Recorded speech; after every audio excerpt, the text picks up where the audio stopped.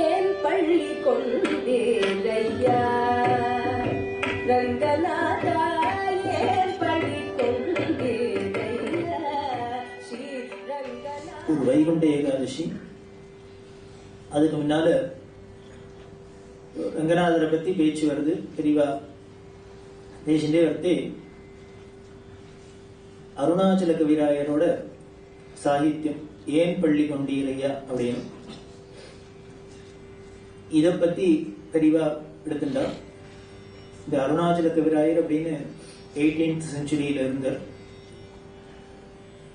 பெரிய சமஸ்கிருதத்துல தமிழ்ல ரெண்டுத்திலையும் மகாவித்வான். தில்லையாடி அப்படின்னு இருக்கு அந்த ஊர்ல பிறந்தவர். அதுக்கப்புறம் சீர்காழியில வந்து அங்கேயே செட்டில் ஆனவர். ரொம்ப அசாத்திய ராமபக்தி. இவர் வேளாள வகுப்பை சேர்ந்தவர். நீர்பூசி வேளாளர் அப்படின்னு சொல்லுவா. அதுல நீர்பூசி வேளாளர்னா பெரியவா அதுக்கு வியாக்கியானம். அதாவது ஒரு சின்ன விஷயத்த கூட அதுக்குள்ள எவ்வளவு விஷயம் இருக்குன்னு பெரியசா பெரியவா சொல்லுவா. நீரு பூசி வேளாளர்னு ஏன் சொல்லணும்? வேளாளர் வீபதி இட்டுக்கிறவான்னு சொன்னா அது வீபதி இட்டுக்கிற வேளாளர்னு ஏன் சொல்லணும் அப்படின்னு, ஒரு காலத்துல ஜெயின மதத்துல இருந்து திருப்பி கர்வாப்சி ஆகி இந்துவா வந்தவாடாம். அதனால நீரு பூசி வேளாளர்னு ஸ்பெஷல் டைட்டில். அப்பர் சுவாமிகள்லாம் அப்படி இருக்கிறவா இருந்தவர் தான் நீரு பூசி வேளாளர் சேர்ந்தவா. இப்படி இப்ப நம்ம சைவரா இருந்தா கூட ராமத்தை ரொம்ப பக்தி. இந்த கம்பராமாயணத்து மேல அசாத்திய பிரியம். அந்த ராமச்சரித்திரத்தை திருப்பி நாம ஒரு சாகித்யமா பண்ணணும் அப்படின்னு தான் ராமநாட கீர்த்தனை அப்படின்னு பண்ணினர் பெரியவாசுரா. ஆனா கம்பராமாயணத்துக்கு அப்புறம் ஒரு ஒரு இலக்கியம் அப்படின்னு சொல்லணும்னா இந்த ராமநாட கிருதியை தான் சொல்லணும். ஆனால் கம்பராமாயணத்தை விட இது இன்னும் பிரபலமாயிடுது. காரணம் என்ன அப்படின்னு, இந்த கம்பராமாயணம்ங்கிறது ஒரு அறிஞர்கள் அளவிலேயே அதை வச்சுட்டு ஹேண்டில் பண்றாப்புல இருந்தது.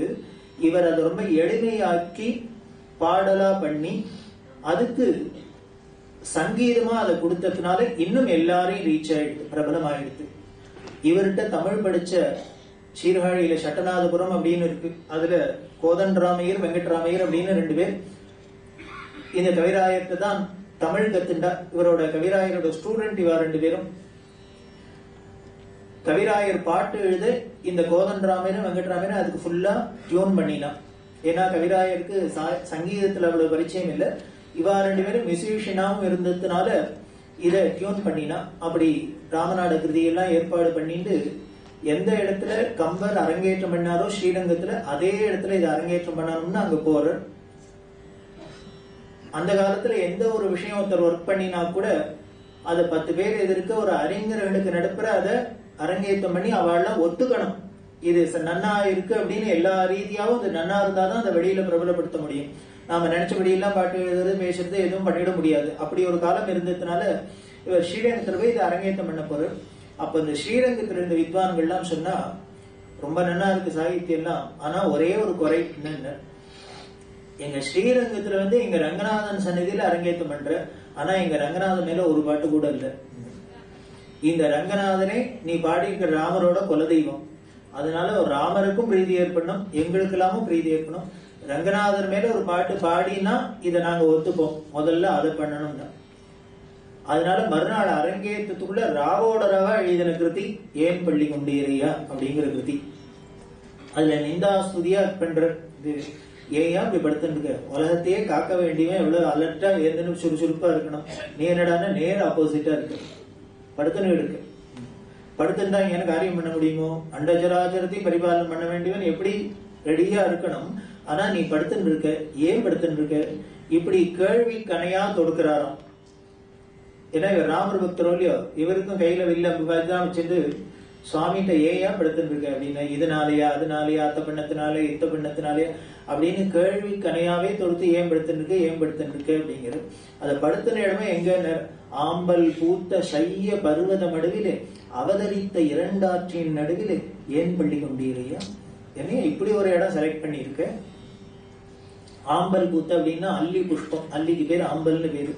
அது பூத்த சைய பருவத மடு அப்படின்னா சஹ்யாத்ரி அப்படின்னு மேற்கு தொடர்ச்சி மலைக்கு பேர். அந்த சஹ்யாத்ரிங்கிற சமஸ்கிருத வார்த்தை தான் தமிழ்ல சைய. அந்த அல்லி புஷ்பம் பூத்திருக்கிற 2 ஆற்றின் நடுவிலே ஏன் பள்ளி கொண்டீரையா? என்ன இப்படி ஒரு இடம் செலக்ட் பண்ணிருக்க? ஆம்பல் பூத்த அப்படின்னா அல்லி புஷ்பம், அல்லிக்கு பேரு ஆம்பல்னு பேரு. அது பூத்த சைய பருவத மடு அப்படின்னா சஹ்யாத்ரி அப்படின்னு மேற்கு தொடர்ச்சி மலைக்கு பேர். அந்த சஹ்யாத்ரிங்கிற சமஸ்கிருத வார்த்தை தான் தமிழ்ல சைய. அந்த அல்லி புஷ்பம் பூத்திருக்கிற மேற்கு தொடர்ச்சி மலையில இருக்கிற ஒரு மடு, அதாவது தலைக்காவேரி, அங்க ஒரு சின்ன குளம் மாதிரி தானே இருக்கு காவேரியோட உற்பத்தி ஸ்தானம், அதுக்கப்புறம் தானே பெரிய நதியா வருது. அப்படி இருக்கிற ஒரு குளத்துக்குள்ள அவதரித்த இரண்டாற்றின் நடுவிலே, அதுல பெரியவா சொல்றா, அந்த செய்ய பருவத மடுவுல அந்த தலைக்காவேரியிலிருந்து கிளம்பின உற்பத்தியான காவேரின்னு சொல்லாத அவதரித்தங்கிற வார்த்தையை போடுற கவிராயர். அப்படின்னா அந்த காவேரிக்கு எவ்வளவு ஒரு உயர்வு கொடுக்கிற பெருமை. ஒரு நதி அப்படின்னா கூட மோட்ச நதிகள்ல ஒண்ணு. அது போய் வருமனை வந்தது போச்சுன்னு சொல்ல முடியுமா என்ன? அதுக்கு இனிமே இருக்கிறதுலே உயர்ந்ததான அவதரித்த இரண்டாற்றின் நடுவிலே ஏன் பள்ளி கொண்டீர்களோ சௌக்கியமா இருக்குன்னா இப்படி ஆரம்பிச்சாராம். இவாளோட கம்பல்ஷனுக்கான ரங்கநாதன் மேல பாட்டு போடுறார் அந்த ஊர்க்கார ஆளுக்காக. அதனால பல்லவி அனுபல்லவி வரைக்கும் தான் ரங்கநாத ஸ்மரணம் இருந்துதான். அதுக்கப்புறம் சரணத்திலேருந்து மாறி எடுத்து இவரோட இஷ்ட தெய்வமான ராமன்டே எடுத்து என்னன்னு கோஷிகன் சொல் குறித்ததற்கோ, கோஷிகன்னா கௌஷிகன்னு விஸ்வாமித்திரருக்கு விஸ்வாமித்திரர் சொன்னார் இல்லையோ, தாடகையை தீர்த்துக்கிட்டு அப்படின்னு முதல்ல பானத்தை எடுத்து தன்னோட வித்தையை காமிக்கிறதே எங்கன்னு பொம்பளை மேல அடிச்சு. அதனால இப்ப வருத்தப்பட்டு தூங்குறியாங்கிற. இன்னைக்கு தெரியாதனமா இன்னைக்கு போய் கௌஷிகரோட சொல்ல கேட்டுட்டுமே, இல்லைன்னா ஒரு கோச்சு விடுவார். அதுக்கு பயந்து கோச்சினத்தினாலயா இப்படின்னு வரிசையா, இல்ல மாரீஜனை துரத்தின் ஓடினிய அந்த கலப்புனாலயா, இல்ல சித்திரகூடத்துக்கு வரத்துக்காக கங்கையில போட்லயே உட்கார்ந்து வந்தையே அந்த போர் அடிச்சு விட்டா, இப்படி எதனால இல்லையே நீ படுத்துன்னு தூங்குற அப்படின்னு ரங்கநாதன் மேல ஸ்துதி பண்றாராம். அப்ப கூட இந்த ராமபக்தி என்ன ஆயிடுத்து, ரங்கநாதன்ட்ட மாறி எடுத்து, ரங்கநாதன்ட்டேந்து ராமபக்தியாவே மாறி எடுத்து. பக்தின்னா அப்படிதான் இருக்கும். எதை சுத்தினாலும் எங்க சுத்தினாலும் ரங்கன்ட்ட வருதுங்கிறாப்புல என்ன பண்ணும், நம்மளோட இஷ்ட தெய்வம் எதை போனாலும் எங்க போனாலும் அது தானே அங்க வந்து லிங்க் வந்து. இப்படி கவிராயர் உருகிறார். அந்த அபூர்வமான கீர்த்தனை ஏன் பள்ளி கொண்டீரையா பெரியவா சொல்ல. ஒரு காலத்துல இந்த பாட்டெல்லாம் காதுல விழுந்திருந்து பிரபலமா இருந்தது, இப்ப அதெல்லாம் எங்க போச்சுன்னே தெரியல அப்படின்னா. பெரியவாளோட அந்த தாபத்துக்காக எங்கேயும் போல இங்கதான் இருக்கு அப்படின்னு இப்ப கீர்த்தனா பாடிக்க. ஏன் பள்ளி கொண்டீரையா, ஏன் பள்ளி கொண்டீரையா, ரங்கநாதா ஏன் பள்ளி கொண்டீரையா, ஸ்ரீ ரங்கநாதா ஏன் பள்ளி கொண்டீரையா, ஸ்ரீ ரங்கநாதா ஏன் பள்ளி கொண்டீரையா, ஸ்ரீ ரங்கநாதா ஏன் பள்ளி கொண்டீரையா, ரங்கநாதா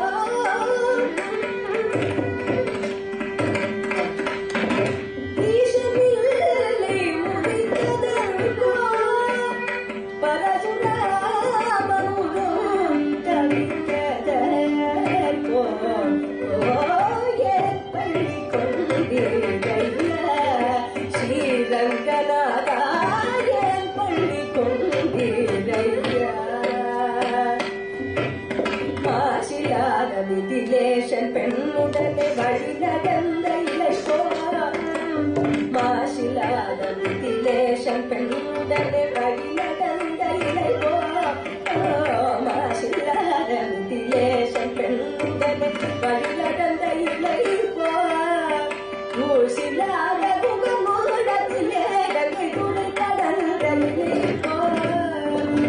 சுரமாம் சித்திரகூடம் சித்தரம் தரிசி கடந்த இலை காசினி மேல் மலரி சலோடிய கதிமுடல்களில் கோடி களைத்தோ தேவியை தேடி இழைத்தோ மதங்கள் ஏழும் தொலைத்தோ கடலை கட்டி வளைத்தோ இளவி என்னும் காவல் மாலையில் மோராவதி அதை மடிக்க வருத்தமோ பள்ளி கொள்கிறைய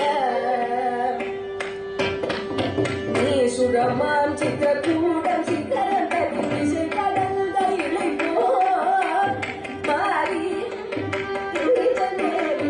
திசை கடந்த இலை கோடி கலைத்தோ தேவியை தேடி இழைத்தோ மரங்கள் ஏறும் துளைத்தோ கடலை கட்டி வளைத்தோ இலங்கை என்னும் காவல் மாலையில் இடித்த வருத்த மோராவதி அதை மடித்த வருத்தமோ ஏன் பள்ளி கொள்கிறையா ஸ்ரீரங்கநாதா ஏன் பள்ளி கொள்கிறையா ஸ்ரீரங்கநாதா ஏன் பள்ளி கொள்கிறையா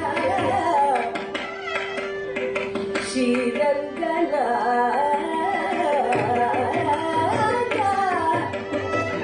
ஐயா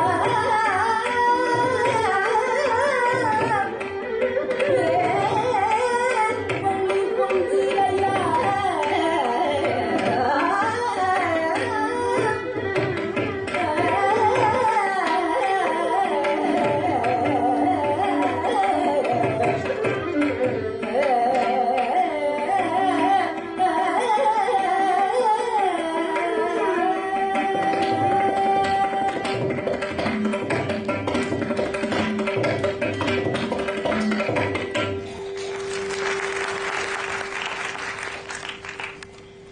இதுக்கு மேல அழகா கேள்வி கேட்க முடியாது.